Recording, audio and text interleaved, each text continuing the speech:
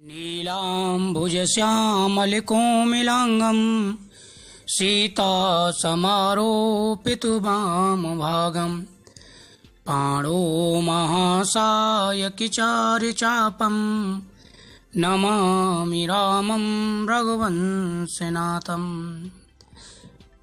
कृष्णाय वासुदेवाय हरे परमात्मने प्रणतः क्लेशनाशाय गोविंदाय नमो नमः।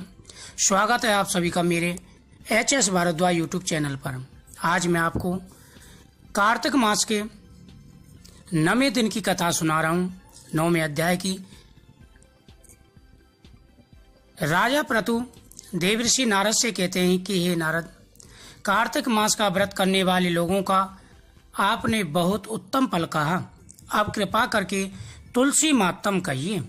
नारद जी बोले कि पूर्व काल में साद्रिक देश में कबीरपुर नाम का ग्राम में धर्मदत्त नाम का ब्राह्मण हुआ था। वह सबको जानने वाला, हमेशा पूजा में ओम नमो भगवते वासुदेवाय इस मंत्र में निष्ठा रखने वाला था। आदिति स्थान मित्र को एक गांव वाले को नहीं मानता था। ना देखे हुए अद्भुत पूजनीय आदिति काल में आए सबको पूजता था। वह सबका आदर सत्कार करता था। विश्व देवों को पूजने के अंत में जो कोई आवे उसी को पंडित जन अतिथि कहते हैं। यानी देवताओं के पूजने के बाद में जो भी आपके घर पे आए उसे अतिथि कहते हैं। चाहे चोर, चांडाल, शत्रु, मित्र कोई भी हो, जिसके घर से अतिथि निराश जाता है वह अतिथि अपना पाप दे जाता है, घर वाले का पुण्य ले जाता है। जो मनुष्य घर में आए थके हुए अतिथि का पूजन करता है तो उसे बैल सहित गौशाल के दान का फल प्राप्त होता है। जिसके घर से अतिथि भूखा जाता है, निराश जाता है, वह अपने पाप उसे दे जाता है। कार्तिक मास में धर्मदत्त नाम का ब्राह्मण विष्णु जी के जागरण के अर्थ एक पैर रात रहे विष्णु जी के मंदिर को गया। पूजा का सब सामान लिए रास्ते में ब्राह्मण ने सामने आती भयंकर शब्द वाली राक्षसी को देखा। टेढ़े दांत, चंचल दिव्या, लाल नेत्र, नग्न मुखी, लंबे ओष्ठ, घुरघुर बाल। राक्षसी को देख डरे हुए धर्मदत्त ने तुलसी जल से उस राक्षसी को मारा। उस राक्षसी का पाप दूर हो गया और पूर्व जन्म की शुद्ध हो गई। तब धर्मदत्त को प्रणाम कर अपना हाल कहने लगी, पूर्व कर्म से मेरी ऐसी दशा हुई। हे ब्राह्मण, अब मैं कैसे उत्तम गति को प्राप्त हूँ? धर्मदत्त बोला कि किस कर्म से तुम्हारी ऐसी दशा हुई? तुम कौन हो, सो मुझसे कहिए। कलहा बोली कि सौराष्ट्र नगर में भिक्षु नाम ब्राह्मण था। उसकी मैं पहली स्त्री कलहा नाम दया रहती हूँ। कभी वाणी से भी पति का शुभ नहीं किया। मीठा अन्न पानी फल कुछ नहीं दिया। लड़ाई मुझे प्यारी थी, मैं हर समय कलेश करती थी। मेरा पति बहुत व्याकुल रहा, तब दूसरा विवाह करने को इरादा किया। तब ही ब्राह्मण मैंने जहर खाकर प्राण त्याग दिए। इसके ऊपर यमराज के दूत मुझे बांध करके यमराज के पास ले गए। यमराज मुझे देख चित्रगुप्त से पूछने लगा कि हे चित्रगुप्तो, इसका पुण्य और पाप कहिए, इसने क्या कर्म किए हैं? देखो यह शुभ अशुभ कर्म को प्राप्त हुई है। चित्रगुप्त हमको धमका करके बोले, इसने कुछ शुभ कर्म नहीं किए। मीठा अन्न आप खाया, पति को कभी नहीं दिया। यह पति के साथ देश करने वाली, लड़ाई करने वाली। हे प्रभु, इससे यह विष्ठा खाने वाली सुगरी योनि में रहे और जिस पात्र में भोजन बनाती रही उसी में खाती रही, इससे माजर की योनि में जाएगी। पैदा हुए लड़के खाने वाली, उससे पति के निमित्त आत्मघात किया, इससे प्रेत योनि में जाएगी। बहुत निंदा होवे। कलहा बोली, सो मैं 500 वर्षों से राक्षस हूँ। मैं 500 वर्षों से राक्षस की योनि में हूँ। खुदा तृष्णा से पीड़ित किसी बनिया के शरीर में रहकर दक्षिण देश में कृष्णा और वेणी नदी के संगम में आई। जो तीर में बैठी त्यों ही बनिए के शरीर से शिव और विष्णु के दूतों ने मुझे बाहर निकाल दिया। तब घूमते घूमते आप मिले। आपके हाथ की तुलसी और जल से मेरा पाप गया।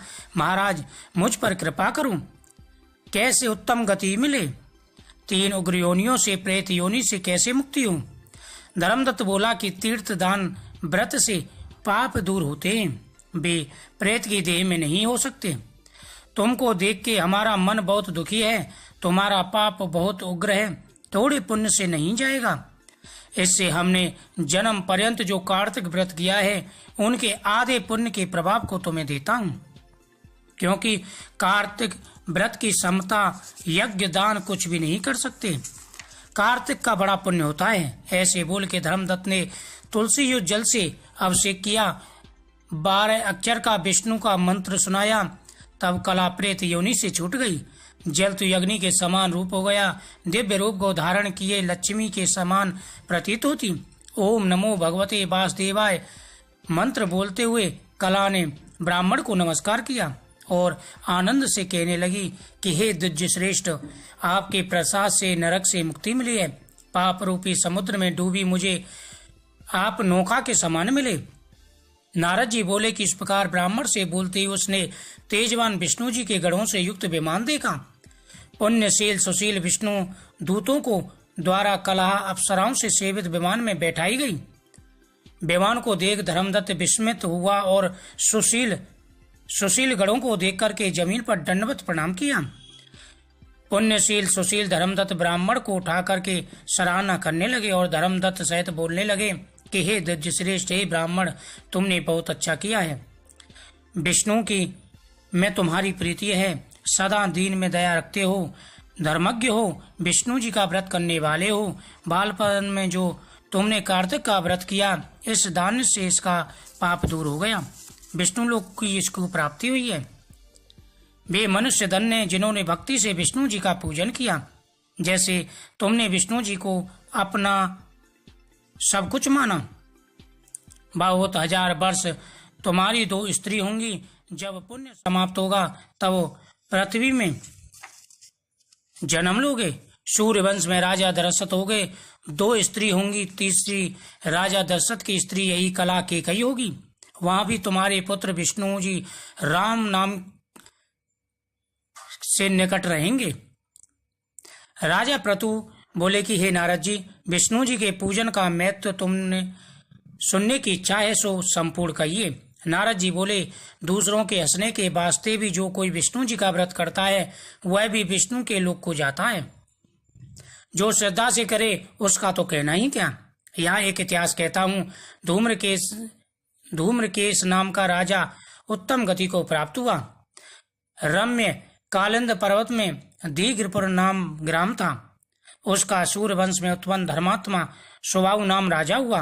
ब्राह्मण का मान करने वाला, विष्णु भक्त, प्रजा का पालन करने वाला था। उसका बड़ा लड़का धूम्रकेश नामक रूपवान था। धूम्रकेश दुष्ट बालकों के साथ खेलता था। दुष्टों के संग में दुष्ट बुद्धि हो गया।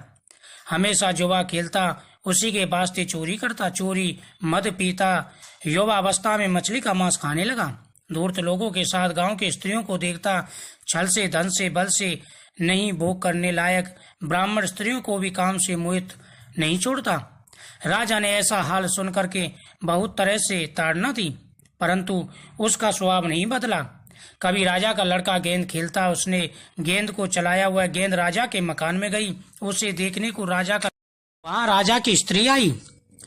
विमाता उसके रूप से मोहित होकर बार बार गेंद दूध से दिखाती, लज्जा युक्त हास्य भाव से मीठे बचने से बोली, हे राजपुत्र, यहाँ आओ, गेंद लो, धन लो, और भी तुम्हारी जो इच्छा हो सो लो। ऐसा रानी के करण लोचर मधुर वचन सुनकर मां धूर्त राजपुत्र ने पाप को न विचार कर मकान में जाकर विमाता का आलिंगन किया।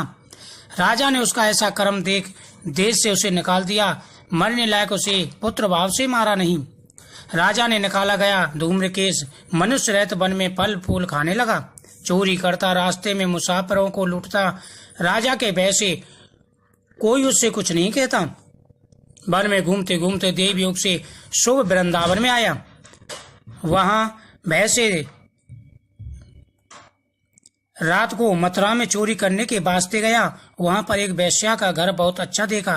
पहले रूपवती वेश्या को देखा, तब तो उसी वेश्या में लीन हो गया। चोरी से धन लाकर वेश्या को देता, उसी वेश्या के घर में रहता।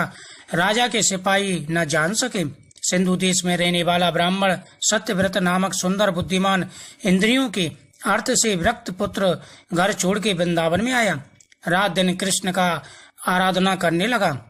हे राजन, कार्तिक में प्रीति से जो कोई भी भगवान की पूजा करता है उनकी सभी मनोकामनाएं पूरी हो जाती हैं।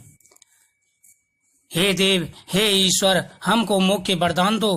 तुम्हारा गोपाल बाल रूप मेरे मन में प्रकट है। दूसरे वरदान से क्या? काले मनोहर टेढ़े केसों से युक्त यशोदा नंदन, आप हमारा उद्धार करिए। हे देव दामोदर, हे अनंत, नमस्कार है, प्रसन्न होइए।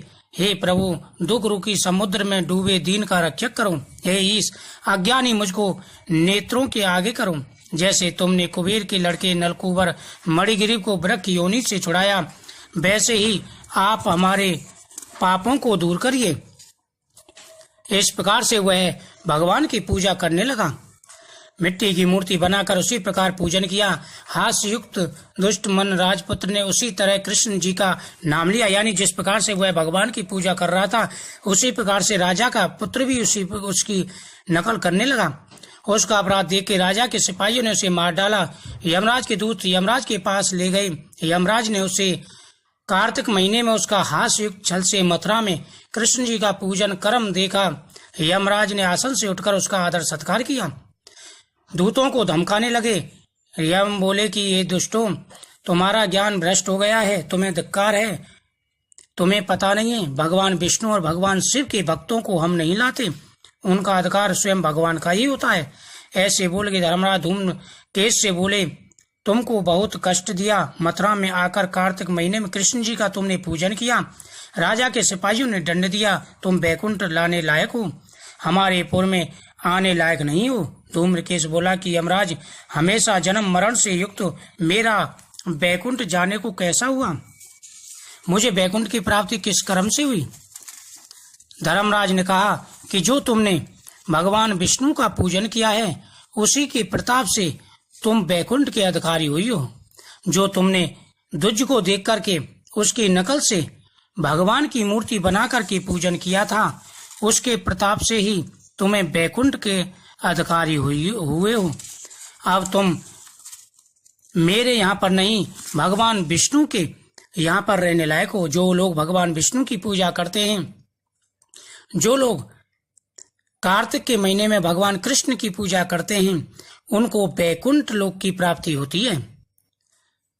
इस प्रकार से भगवान ने, यमराज ने उसको पूरी विधि बताई कि किस प्रकार से भगवान विष्णु की पूजा करने से उसका उद्धार हुआ। अब विष्णु जी के निकट जाओ। यमराज के वचन सुनकर सब पापों से छूट वह विष्णु लोक को गया। बोल कार्तिक मातम की जय।